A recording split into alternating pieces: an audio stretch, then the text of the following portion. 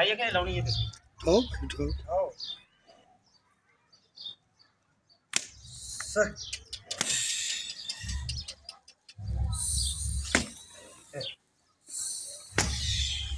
sir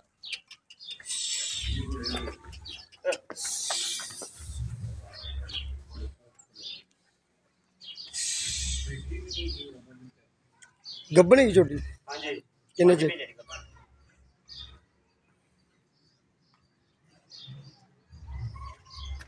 मार बैठी है किते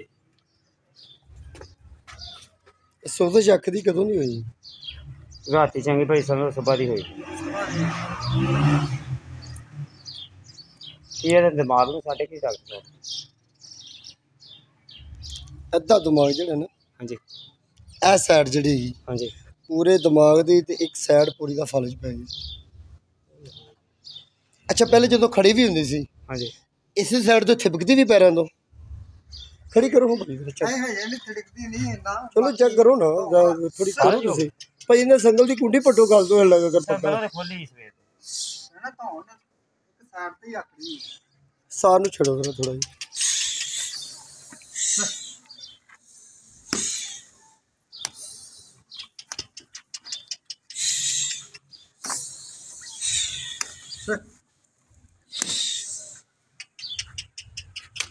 ਇਹਨੂੰ ਕੋਈ ਸੂਈ ਦਾ ਡਰਾਵਾ ਦੇ ਉਹਦੇ ਤੇ ਪੂਰਾ ਸੁੱਟ ਦੇ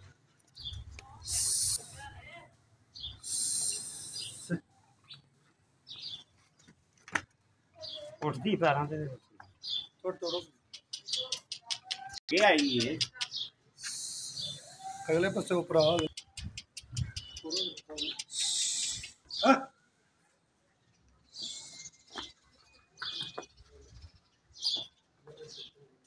चलो चलो भाई तेरा परला पासा ना पूरे हिस्से का फल ਪੂਰੇ ਹਿੱਸੇ ਨੂੰ ਸੱਟ ਜਿਹੜੀ ਨੇ ਅੰਦਾ ਫਲ ਚ ਪੈ ਗਿਆ ਹੈ ए गर्दन भी ने तेन मोड़ ली ना ਹਾਂਜੀ